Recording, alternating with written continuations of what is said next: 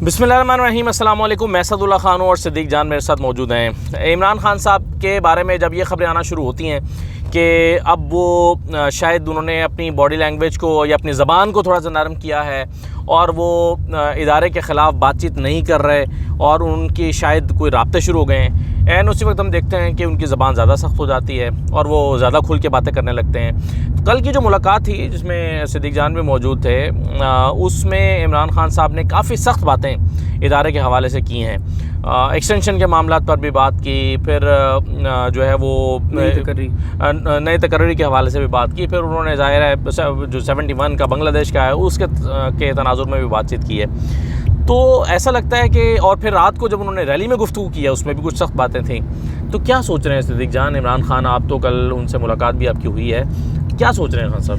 देखें, मैं आपको असेसमेंट बताऊं, ज़ाहिर है वो गुफ्तगू हम सारी कर चुके हैं कि उन्होंने कहा क्या क्या। मैं आपको अपनी असेसमेंट बताता हूँ कि मेरी असेसमेंट क्या है उनसे मिलने के बाद। उनसे मिलने के बाद मेरी असेसमेंट ये है कि जब शहबाज गिल साहब वाला मामला हुआ तो खान साहब ने ये सोचा कि यार ये गलत हो गया, शहबाज गिल को ये नहीं कहना चाहिए था और हमें जो है वो तसादुम की तरफ नहीं जाना चाहिए, लड़ाई की तरफ नहीं जाना चाहिए और इस तरफ नहीं जाना चाहिए। हालांकि इससे पहले एक झूठा प्रोपेगेंडा शुरू किया गया कि जनाब वो तहरीक इंसाफ फ़ौज के ख़िलाफ़ है, शुहदा के ख़िलाफ़ है और कंपेन और सारी चीज़ें। देखें यार असद भाई, मतलब आप इमरान खान के बदतरीन मुखालिफ भी हों, लेकिन 2 ट्विटर अकाउंट्स की बुनियाद पर जिनको इमरान खान फॉलो नहीं करते, आप कहते हैं इमरान खान ये करवा रहे हैं, लेकिन नून लीग के जिन अकाउंट से शुहदा के खिलाफ ट्वीट्स हुई उनको मरीम नवाज साहब फॉलो करती हैं। मतलब फिर आप एक असूल रखें ना, मतलब किसको बेवकूफ़ बना रहे हैं। मुझे पता क्या लगता है कि मैं अपने 4 दोस्तों से मिलता रहूं और जो मैं सोचता हूँ वो उसके मुताबिक मुझे बताते रहें, यार ज़बरदस्त, आप बिल्कुल ठीक सोच रहे हैं, और मैं अपने कान भी बंद रखूँ, दिमाग भी बंद रखूँ,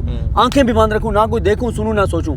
मैं कहूँ ये देखे ना, ये चारों यही कह रहे हैं, भाई आप बिल्कुल ठीक है सर, बिल्कुल यही है, यही चल रहा है। असल में मसला ये है कि अगर आपने फिर कार्रवाई करनी है फिर उनके खिलाफ करना, पहले जो शुहदा के खिलाफ वाकई ट्वीट्स कर रहे हैं। दूसरा मेरा एक और सवाल है सदुल्ला खान साहब कि जिन लोगों ने कहा कि हमने कैंपेन चलाई इमरान खान से मुतासिर होकर, तो जुर्म तो किया उन्होंने इनके मुताबिक कि उन्होंने शुहदा की तस्दीक की, उनको माफ़ी बनती है। एक पार्टी पूरी को आप ठोक रहे हैं, उसको क्रश कर रहे हैं, आप उसको पाकिस्तान की सियासत से बाहर करना चाहते हैं, चाहे मुल्क को जो भी उसका नुकसान हो। उन बंदों को क्यों छोड़ दिया आपने 2-3 को जो फौज के शुहदा के बर्बाद कर? सबसे पहले तो लटकाओ ना, उनको फांसी लटकाओ। खान साहब ने हिकमत का मुजाहरा किया और मैं आपको बताऊं, अब इमरान खान जो करेगा ना, जो भी करेगा, मैं उसको 1000% सपोर्ट करूंगा। क्यों करूंगा यार? उसकी पार्टी से दबाव आया कि गिल के साथ आप नहीं खड़े हुए, कारकुनान का दबाव आया, उसके सपोर्टर का दबाव आया, यहाँ तक ट्वीट्स होने लगे कि जो इमरान खान गिल के साथ नहीं खड़ा हुआ वो और किसी के साथ क्या खड़ा होगा। इमरान खान के पहली मर्तबा मैंने देखा कि तहरीक इंसाफ के कारकुनान बराह इमरान खान के ऊपर उन्होंने तनकीद की। चंद थे लेकिन की उन्होंने कहा खान साहब क्या सोच रहे हैं, खुदा का वास्ते क्या उसने गलत कहा है। खान साहब ने डिस्टेंस किया खुद को उस बयान से, पहली प्रेस कॉन्फ्रेंस में भी, मीटिंग में भी, GNN के इंटरव्यू में भी, बोल के इंटरव्यू में भी, हर जगह। लेकिन फिर आपने क्या किया? आपने कहा कि अब ये पीछे हट गए। आप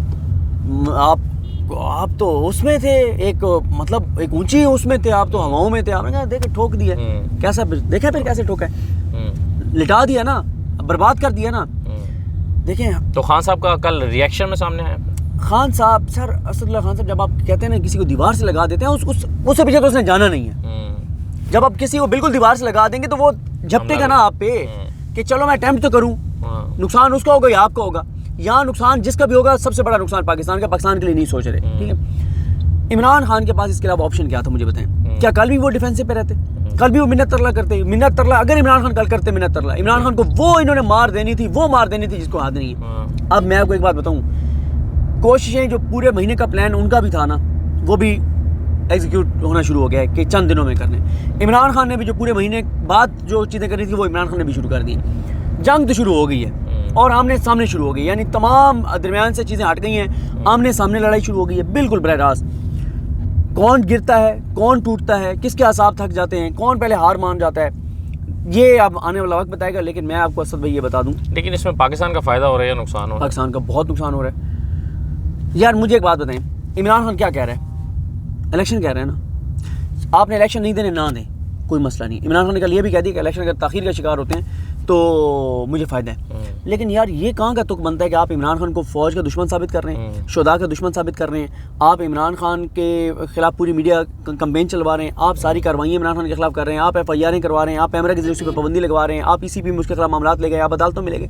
यार को बेवकूफ़ तो नहीं है ना इमरान खान, ये लोग बच्चे तो नहीं हैं, लोगों को नज़र आ रहा है। भाई आपने अगर नवाज शरीफ को लाना है तो नवाज शरीफ को लाने के लिए आप एक पूरी पार्टी को सियासत से बाहर कर रहे हैं। आपने अगर कोई और किसी ने को फ़ायदा लेना है अपना ज़ाती, उसके लिए आप पूरे मुल्क को झोंक रहे हैं आग के अंदर, फसाद के अंदर, क्योस के अंदर। और मुझे एक और बात बताएं, मैं ये मुसलसल दूसरी या तीसरी बार सवाल उठा रहा हूँ और मैं और उठाऊँगा कि यार ये जो घुटन का माहौल है इस वक्त, 1 महीने रहेगा, 2 महीने रहेगा, 3 महीने रहेगा। वैसे मैं आपको एक बात बताऊँ, एक इवेंट होता है पाकिस्तान में, हर चीज़ बदल जाती है।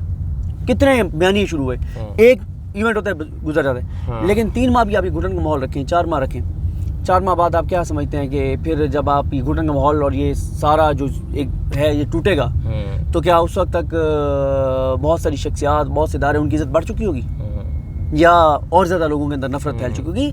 ये सोचने की ज़रूरत है। अगर आपने उन 4 लोगों को जिनका ज़ाती मफाद है, जो आपके इर्द गिर्द मीडिया के भी बैठते हैं और जो आजकल आपके बड़े लाडले हैं, उनसे अगर आप लेंगे फीडबैक, जो वैसे इमरान खान के साथ उनकी मतलब नफरत जो है वो इस तरह की है, तो फिर ये होगा जो इस वक्त हो रहा है। लेकिन मैं आपको बताऊँ कुछ मतलब देखें ना, जब लड़ाई होती है ना तो क्या होता है, यानी लड़ाई है मुमकिन तौर पे क्या है, लड़ाई ये है कि वो जीत जाए, इमरान खान नायल करवा दें। अच्छा इमरान खान नायल करवा दें तो इमरान खान की सियासत खत्म हो जाएगी क्या? और एग्रेसिव नहीं हो जाएगा वो जो मशरकी पाकिस्तान को उन्होंने हवाला दिया, नहीं माना था ना आपने उनका मैंडेट, क्या हुआ? मुल्क आपने नहीं तोड़वा दिया था। दूसरा क्या है कि इमरान खान जीत जाएगा, हुकूमत गिर जाएगी, इलेक्शन की तरफ जाएंगे। तीसरा क्या है, कोई तसादुम होगा, टेक ओवर हो जाएगा। ठीक है, देखें लड़ाई जब शुरू होती है ना, कुछ ना कोई तो होना होता है ना, या तो कोई एक तो गिरेगा। वही जो मैंने सवाल किया कि फ़ायदा, मुल्क का फ़ायदा हो रहा है, नुकसान हो रहा है, तो अल्टीमेटली इस लड़ाई में उसके नतीजे में किसी एक की हार हो जाएगी, किसी एक की जीत हो जाएगी। लेकिन ये कि ये अल्टीमेटली मुल्क का कोई इतना फ़ायदा नहीं हो रहा बल्कि नुकसान हो रहा है बहुत। आपकी क्या असेसमेंट है इसके ऊपर, कि आप क्या देख रहे हैं कि ये लड़ाई वाकई, मेरा जो राय है कि फैसला कौन? देखें, एक बात तो है कि अगस्त जो है वो गुजर गया तकरीबन, ठीक है। आम तौर पे अगस्त के महीने में के आखिर में जाके हब्स ख़त्म हो जाता है, हब्स का मौसम चला जाता है। लेकिन इस बार शदीद होगा। लेकिन हब्स इतना ज़्यादा है, घुटन इतनी ज़्यादा है, सांस लेना दुश्वार है। इस्लामाबाद में तो वैसे मौसम बेहतर होना चाहिए मैं तो ये सोच के आया था लाहौर से, लेकिन घुटन बहरहाल बहुत ज़्यादा है, हब्स बहुत ज़्यादा है। मैंने देखें, आप जानते हैं कि मैंने किताब लिखी हुई है नवाज शरीफ के फ़ौज से इख्तलाफात पर, और 3 अदवार में मैंने आर्मी चीफ्स के नवाज शरीफ के इख्तलाफात का जायज़ा लिया हुआ है। कई चीज़ें मैं देखता हूँ कि हालात बहुत ज़्यादा ख़राब हुए। जब परवेज़ मुशर्रफ का coup हुआ तो बहुत ज़्यादा चीज़ें ख़राब हो चुकी थी। आसिम नवाज जंजुआ के मामले में भी बहुत हो चुका था। लेकिन जब मैं कंपेयर करता हूँ ना आज की सूरत हाल को पुरानी सूरत हाल से, तो एक चीज़ मुझे बड़ी फ़र्क नज़र आती है। वो ये है कि वो सारे इख्तलाफात जो हैं वो जाने के बाद नज़र आए थे, और मतलब नवाज शरीफ चले गए तो पता चला कि फिर परवेज़ मुशर्रफ ने भी किताब लिखी। उस वक्त भी इक्का दुक्का चीज़ें होती थी, लेकिन उसका इतना इम्पैक्ट अवाम तक नहीं आता था कि अवाम इतनी बड़ी तादाद में किसी के लिए खड़े हो गए हो, नज़र आ रहा हो। इसी तरह आसिफ नवाज जंजुआ वाला जो मामला हुआ था, नवाज शरीफ को घर, मतलब उसके बाद वो वहीद काकड़ आ गए, नवाज शरीफ को घर जाना पड़ा, सब कुछ हुआ। लेकिन वो इतनी बड़ी लड़ाई थी कि उसमें भी नवाज शरीफ जो है उनको पहले सदर ने निकाल दिया, फिर फ़ौज ने, दोनों को निकाल दिया, वहीद काकड़ साहब ने।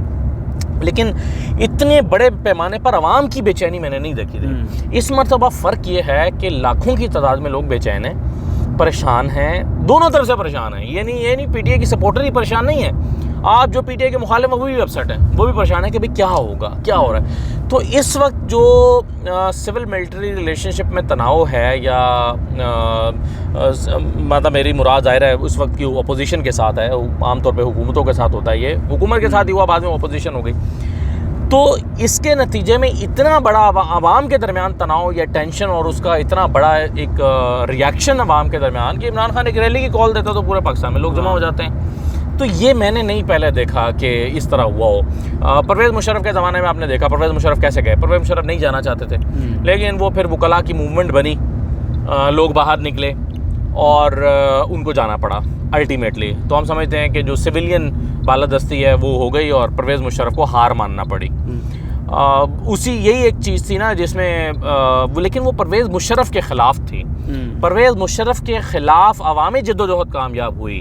हाँ। अब यहाँ पर आप इमरान खान के ख़िलाफ़ क्या चीज़ कामयाब कराना चाहते हैं? तो मुझे मतलब पाकिस्तान की तारीख़ में तो ये वाला जो है, इससे कोई मुझे मुमासलत के लिए चीज़ नहीं मिल रही। अल्टीमेटली इसका नतीजा जो भी निकलेगा वो कुछ नया होगा जो पाकिस्तान में पहले नहीं हुआ होगा।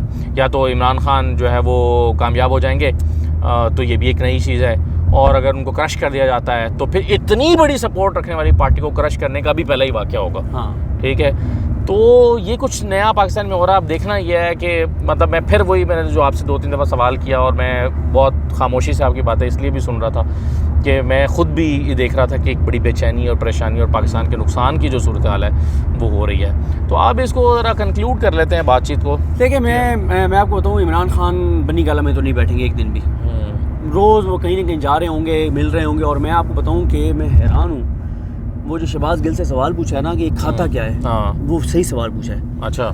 इमरान खान साहब की कल सुबह 9 बजे इंगेजमेंट शुरू हुई, मुलाकातें शुरू हुई, और सारी यहाँ मुलाकातें, ठीक है, जैसे हमारे साथ थी, वो हार्वर्ड के स्टूडेंट आए हुए उनके साथ थी, पार्टी की मीटिंग्स थी, ISF की मीटिंग थी, इतनी मीटिंग्स। फिर इमरान खान साहब रैली में चले गए और साथ बता भी रहे थे कि 3 दिन से मुझे लगता है मुझे कोरोना है। मैंने बताया किसी को नहीं है।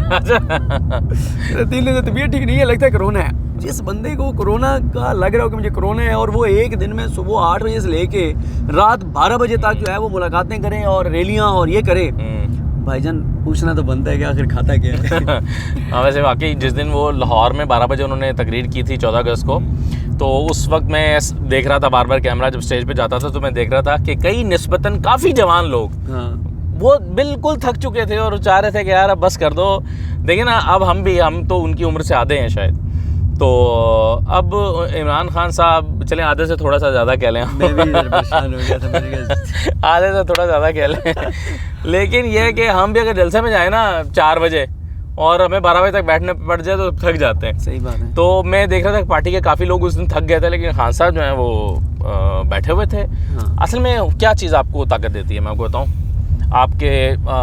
आपका जो टारगेट होता है या आपका जो ख्वाब होता है या जो आप अचीवमेंट का सोचते हैं ना, मैंने कहीं पढ़ा था कि डेल कार्नेगी की किताब में शायद पढ़ा था या कहीं पढ़ा था, उसने कहा जब भी आप किसी घर से किसी काम पे निकलें ना, तो ये सोच कर निकलें कि आपको इसमें जब अचीवमेंट हो जाएगी, हाँ, तो आपको कितना मज़ा आएगा, और जब आप ये जो काम करने जा रहे हैं अगर वो हो गया तो सोचें आपकी कैफियत क्या होगी।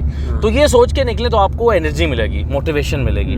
तो मेरा ख्याल है ये वो एनर्जी है, बाकी रोटी तो वही खाते होंगे जो आप खाते हैं। खान साहब जो है ना, मुझे किसी ने बताया उनकी टीम में से ना, एक बार तो कुछ जलसा गाह में तैयारियाँ हो रही थी, तो उन्होंने कहा कि यार इस बार ना वो कर रहे हैं कि फैसला हुआ है कि बिल्कुल आगे तक लोगों को बिठाना है, मतलब दूर नहीं बिठाना। ये जब रजीम चेंज हुई उसके बाद मैंने कहा यार क्यों, कहते हैं कि यार वो जो लोग सामने बैठे होते हैं ना करीब, उनको देख के ना और खान से भी एनर्जी लेते हैं उनसे। जैसे दरिया खान वाला जलसा किया था ना जाके, और तादाद ज़्यादा थी तो खान साहब ने वो तकरीर की। लेकिन मैंने ये भी सुना है कि वो जिस दिन अगर कोई उनसे स्टेज के ऊपर बदनज़मी हो जाए और उनसे टकराए और उनसे उलझे, तो उससे वो उलझन का शिकार हो जाते हैं और उस दिन वो ज़्यादा अग्रेसिव स्पीच करते हैं, गुस्से में आ जाते हैं। मुझे ये करीबी आदमी ने बताया उनके एक, उन्होंने कहा यार, मैंने कहा यार रात बहुत गुस्से में थे, कहते हैं स्टेज पे बदनज़मी थी, धक्के पड़ रहे थे उनको, कहते वो सारा गुस्सा उन्होंने स्टेज तकरीर में निकाल दिया। मैंने कहा अच्छा ये भी सही है। तो बहरहाल चलें, अल्लाह ताला पाकिस्तान के लिए बेहतर करे जी। फ़ौज भी हमारी है, अवाम जो निकले हुए हैं वो भी बेवकूफ़ नहीं है, वो भी हमारे हैं, और इवन मैं तो कहता हूँ कि जो नवाज शरीफ को सपोर्ट कर रहे हैं वो भी पाकिस्तानी है, और उनको भी हक है उनको सपोर्ट करने का, उनको भी करने दें, और एक कानूनी तरीके से इलेक्शंस हों, जो जिसका जितना मैंडेट बनता है, जिसकी जितनी सीटें बनती हैं शफाफ तरीके से। इवन अगर मरीम नवाज़ बन जाती हैं वज़ीर आज़म, या कोई बनता है, आप बिलावल बनते हैं, लेकिन बने शफाफ तरीके से अवाम की ताकत से, तो आएँ, उनको हक है कि वो अपनी जद्दोजहद करें, पाकिस्तान के लिए अपनी पॉलिसी बनाएं। नहीं अच्छा करेंगे अगले दफ़ा लोग निकाल देंगे उनको। तो बहरहाल इजाज़त दीजिए, लंबी बात हो गई। अल्लाह हाफ़िज़।